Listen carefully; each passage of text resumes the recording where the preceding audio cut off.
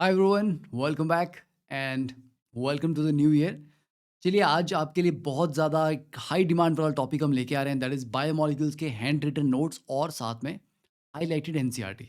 तो highlighted NCERT में क्या-क्या एक्स्ट्रा चीज़ें भी हैं, क्योंकि सिर्फ हाइलाइट नहीं किया है, कुछ और चीज़ें ऐड भी की हैं। और जो नोट्स हैं, जैसे कि बच्चे परेशान होते हैं कि सर प्रोटीन्स, कार्बोहाइड्रेट्स, इनके जो प्रैक्टिकल केमिस्ट्री में टेस्ट दे रखे हैं, सर वो टेस्ट अलग से फिर पढ़ने पड़ते हैं लैब लैब मैनुअल में जाके। तो उनको भी इकट्ठा कर दें हम। यस, तो हमने इसी एक फ़ाइल में पूरी की पूरी एनसीईआरटी हाइलाइट करके, साथ में जितने भी लैब मैनुअल में बायोमोलिक्यूल्स से रिलेटेड टेस्ट हैं, उनको हैंड रिटन नोट्स में कन्वर्ट करके ऐड कर दिया है, और भी चीज़ें ऐड की हैं। तो चलिए एक बार देखते हैं जल्दी से कि इस पर्टिकुलर फ़ाइल को आप कैसे पढ़ें, कैसे इससे मैक्सिमम बेनिफिट आप लेंगे। ओके? चलिए, तो ये आपका वही जाना-पहचाना बायोमोलिक्यूल्स चैप्टर नंबर 14। ठीक है? तो जो-जो इम्पोर्टेंट पॉइंट्स हैं वो हाइलाइटेड हैं। कलर का ऐसा कोई ख़ास सिग्निफिकेंस नहीं है कि सर एक पर्टिकुलर कलर में हाइलाइट किया है तो उसका कोई ख़ास मीनिंग है क्या? नहीं। दैट इज़ जस्ट के अब जैसे 2 स्टेटमेंट्स हैं, तो अगर एक ही कलर से हाइलाइट करता रहूँगा तो बहुत मोनोटोनस हो जाएगा। तो आपका फ़ोकस पता रहे कि यार ये एक स्टेटमेंट है, ठीक है? ये एक अलग स्टेटमेंट है। तो ये 2 अलग अपने आप में स्टेटमेंट्स हैं जिन दोनों के ऊपर क्वेश्चन बन सकते हैं। तो इसलिए कलर यूज़ किए गए हैं जस्ट टू गिव देम थोड़ा-सा वाइब्रेंट हो, थोड़ा मोनोटोनस ना लगे, राइट?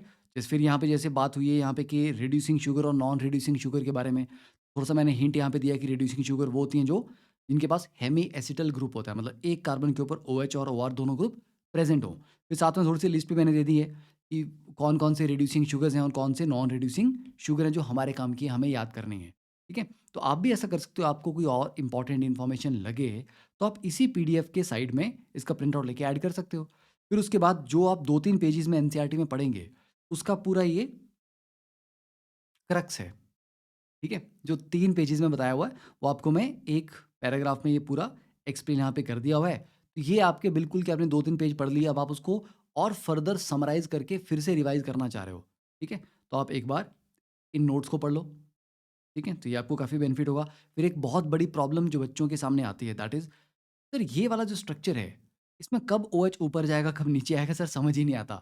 ठीक है? कि ओपन चेन स्ट्रक्चर को जब रिंग वाले में कन्वर्ट करते हैं, तो कैसे हम डिसाइड करेंगे कि कौन-सा ग्रुप ऊपर जाता है, नीचे आता है? देखो, यहाँ पर मैंने लिखा है, जो लेफ्ट वाला ग्रुप होता है वो ऊपर रहता है, जो राइट वाला है वो डाउन जाता है, और अगर डी शुगर है, तो उसका जो CH2OH है वो ऊपर की तरफ होगा। समझ गए? अब जैसे देखो ये 2 वाला कार्बन है, 2 पे OH कैसा है? राइट, राइट का मतलब डाउन। तो 2 पोज़ीशन पे जो OH है वो डाउन आया ना? आया, ठीक है? तो ये इतना ही आसान है। यहाँ पे H आ जाएगा आपके पास, और फर्स्ट पोज़ीशन को मैंने मेंशन इसलिए नहीं किया है, क्योंकि फर्स्ट कार्बन पे जो OH आएगा, वो नीचे भी आ सकता है और वो ऊपर भी आ सकता है, डिपेंडिंग ऑन वो कौन-सा एनोमर है। तो अल्फ़ा एनोमर अगर हो, तो ये CH2OH और जो OH हैं, वो ट्रांस होते हैं, ठीक है? और अगर ये बीटा एनोमर होगा, तो OH और CH2OH सेम साइड पे होंगे, सिस। और क्योंकि इसमें CH2OH ऊपर की तरफ है, तो इसका मतलब ये डी ग्लूकोज का स्ट्रक्चर है। तो अब आपको परेशानी नहीं होगी कि ओपन चेन स्ट्रक्चर को अगर क्लोज रिंग स्ट्रक्चर में कन्वर्ट करेंगे, तो क्या उसके लिए तरीका होता है, राइट? अब उसके बाद ग्लूकोज की प्रिपरेशन, वेरी इंपॉर्टेंट। उसके बाद ग्लूकोज के स्ट्रक्चर को लेकर उसकी प्रॉपर्टीज़ हैं, उसके रिएक्शंस हैं कि एचआई के साथ कैसा रिएक्शन शो करता है, तो उससे पता लगता है कि 6 कार्बन की चेन थी। फिर ये देखो, इसमें जो ब्रोमीन वाटर के साथ रिएक्शन है, तो ब्रोमीन वाटर एक माइल्ड ऑक्सीडाइजिंग एजेंट है। तो वो सीएचओ को तो ऑक्सीडाइज़ कर रहा है, पर CH2OH को नहीं कर रहा। तो यहाँ पर ध्यान रखना कि ग्लूकोनिक एसिड कब बन रहा है और ग्लूकारिक एसिड कब बन रहा है। बाकी ये सारे रिएक्शन यहाँ पर मैंने समराइज़ भी कर दिए हैं, just for a quick revision. फिर कौन-कौन से टेस्ट ग्लूकोज़ नहीं शो करता है, कौन से शो करता है, उसके अल्फ़ा एनोमर का बॉइलिंग पॉइंट क्या है, बीटा एनोमर का बॉइलिंग पॉइंट क्या है, मेंशन किया गया। फिर डी ग्लूकोज़ एक्व सॉल्यूशन में अपने एनोमर्स में एग्ज़िस्ट तो करता है, पर वो दोनों एनोमर 50-50 की रेशियो में नहीं होते हैं, ठीक है? जो अल्फ़ा डी ग्लूकोज़ है वो 36% होता है और बीटा डी ग्लूकोज़ 64% होता है। That means beta D glucose is the major component of the equilibrium mixture, fine? Mutarotation के लिए हेमी एसिटल ग्रुप का होना ज़रूरी है। फिर उसके बाद आगे जैसे एसिटाइलेशन की बात होती है, तो कितनी एसिटाइलेशन हो रही हैं, that gives you an idea कि कितने हाइड्रॉक्सी ग्रुप वहाँ पे प्रेज़ेंट थे।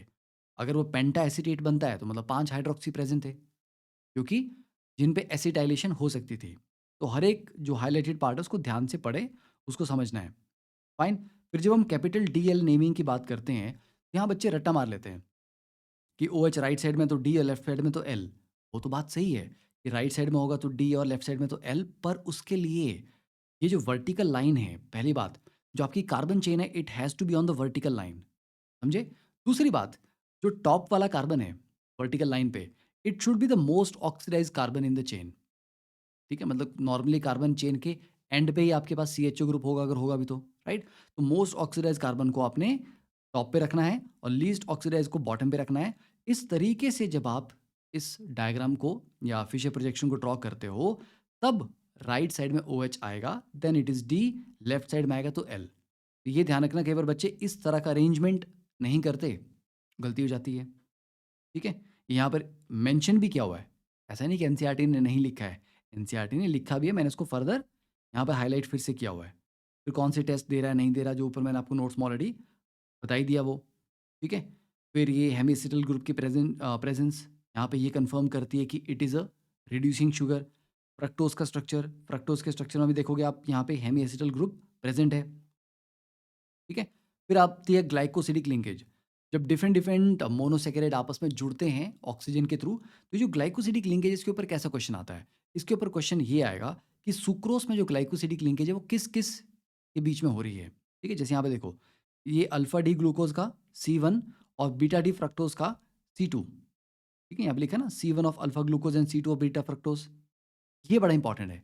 तो डिफरेंट डिफरेंट डाइसैकेराइड में ये वाला जो पार्ट होगा कि लिंकेज किस किस कार्बन से हो रही है, वो इंपॉर्टेंट होगा। फिर ये अल्फा ग्लूकोज है या बीटा ग्लूकोज है, ये बीटा फ्रक्टोज है या अल्फा फ्रक्टोज, इन्हीं छोटी छोटी डिटेल में एग्जामिनर आपको कंफ्यूज करता है और क्वेश्चन इसके ऊपर आते हैं। ठीक है? तो इसके ऊपर ऑलरेडी क्वेश्चन आ चुके हैं। फिर यहाँ पे इन्वर्ट शुगर के ऊपर क्वेश्चन काफ़ी कॉमन है, ये ठीक है? पूछा जाता है ये। माल्टोज का स्ट्रक्चर देखो, maltose is a reducing sugar, क्योंकि यहाँ पे हेमीएसिटल ग्रुप प्रेजेंट है। इसकी ग्लाइकोसिडिक लिंकेज ये भी याद करनी है, तो इनको आप यहाँ पे मेंशन फर्दर कर सकते हो, इन्फॉर्मेशन ऐड। ठीक है? फिर लैक्टोज के बारे में, तो डाइसैकेराइड भी आपके पास 3 ही हैं इंपॉर्टेंट पढ़ने के लिए। फिर आती है पॉलीसैकेराइड, स्टार्च। तो स्टार्च के जो 2 कंपोनेंट है, अमाइलोज और अमाइलोपेक्टिन। अब इनकी भी properties multiple statement type question में ऑलरेडी पहले पूछे जा चुके हैं। जैसे अमाइलोज एक वाटर सॉल्युबल कंपोनेंट है, जो 15 से 20% कॉन्स्टिट्यूट करता है स्टार्च का, राइट? अब इसको भी क्या नोट्स के फॉर्म में दिया गया है? यस, इसको भी दिया गया है, वही आपको दिखा रहा हूँ मैं। तो starch consist of 2 component, amylose and amylopectin. इसकी मेन प्रॉपर्टीज यहाँ पे समराइज कर दी हैं। आसानी से आपको रिवाइज करना, मतलब आसानी से हो जाएगा। ठीक है? सेलुलोज के बारे में दिया है। फिर फर्दर बायोमोलिक्यूल के जो 3 मेन कैटेगरीज हैं, कार्बोहाइड्रेट्स, प्रोटीन्स और न्यूक्लिक एसिड्स, उनको यहाँ पे समराइज किया। अमीनो एसिड्स के मेन पॉइंट्स क्या क्या होते हैं, प्रॉपर्टीज़। उसके बाद आपको प्रोटीन्स आएंगे। प्रोटीन्स में आपको खास करके जो नेचुरली अकरिंग अमीनो एसिड्स हैं, इस टेबल को याद करना पड़ेगा, उसके बिना कोई होप नहीं है। ठीक है? क्योंकि जब भी आपके पास एक पॉलीपेप्टाइड आएगा स्ट्रक्चर, इसको ब्रेक करने पे क्या क्या मिलेगा, आपने अगर ये याद किए होंगे तभी आप क्वेश्चन सॉल्व कर पाएंगे। और यहाँ पर मैंने येलो कलर से हाईलाइट कर दिए हैं जो एसेंशियल अमीनो एसिड्स हैं। ठीक है? तो उनके स्ट्रक्चर याद करना। आप जैसे देखो, ये वाले 2 हैं, this is cysteine and methionine. इन दोनों में सल्फर है।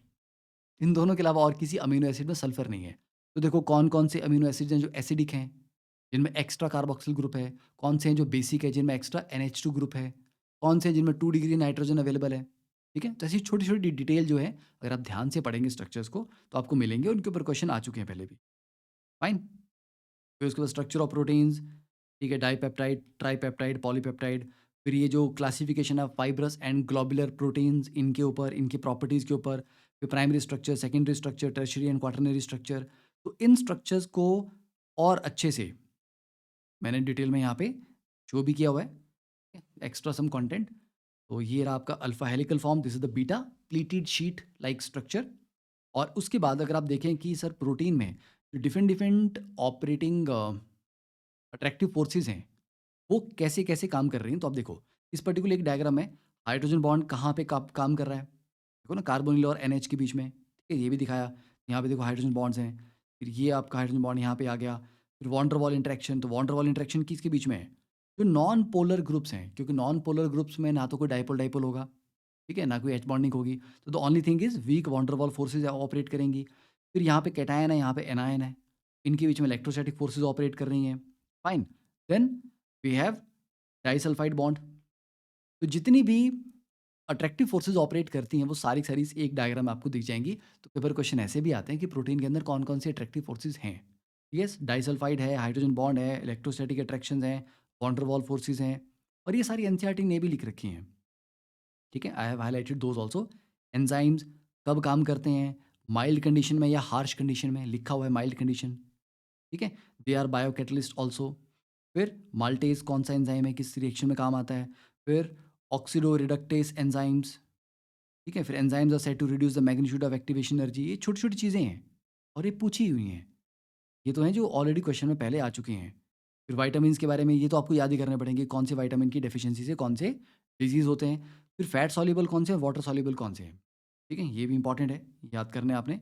Nucleic acids, what is DNA, RNA, उनके डिफरेंट डिफरेंट जो बेस हैं वो कौन-कौन से हैं। ठीक है, तो ये बेस सारा आपने याद रखने हैं। फिर न्यूक्लियोटाइड और न्यूक्लियोसाइड में क्या डिफरेंस होता है। फिर फॉस्फेट ग्रुप कहाँ-कहाँ से जुड़ा होता है। तो ये सारी की सारी चीज़ें हैं। इसके एंड में फर्दर मैंने जैसे डीएनए में कौन-कौन से बेस हैं, आरएनए में कौन से बेस हैं, आरएनए काम क्या करता है, डीएनए काम क्या करता है, बेस प्लस शुगर मोइटी जो है दैट इज़ कॉल्ड न्यूक्लियोसाइड और न्यूक्लियोसाइड प्लस फॉस्फोरिक पार्ट जो है दैट बिकम्स न्यूक्लियोटाइड। ठीक है? ये हो गया आपका कि primary structure, secondary structure, tertiary और क्वाटरनरी को इकट्ठे विजुलाइज करना हो तो you will find it much easier from this diagram. ठीक है, और ये सारे के सारे मैंने टेस्ट यहाँ पे आपको दे दिए। इन टेस्ट को आप अच्छे से रिवाइज कर लें, जैसे मॉलिस टेस्ट आ गया। ठीक है, then Fehling and Benedict test. अब आपको लैब मैनुअल को रेफर करने की ज़रूरत नहीं पड़ेगी। Tolerance test for biomolecules, Barfoed test. ठीक है, सेलिवनोव टेस्ट, ये कॉमनली पूछे जाते हैं और बच्चा पता है बड़ा परेशान होता है। परेशान क्यों होता है, क्योंकि वो बोलता है कि सर एनसीईआरटी में तो ये टेस्ट है ही नहीं दिए हुए और ये तो पेपर में पूछे हुए हैं। सेलिवनोव है, बारफोर्ड है, मॉलिस टेस्ट है, सर कहाँ है ये? सारे लैब मैनुअल में है। ठीक है, तो उसके सारे मेन पॉइंट्स मैंने यहाँ पे समराइज आपके लिए कर दिए हैं।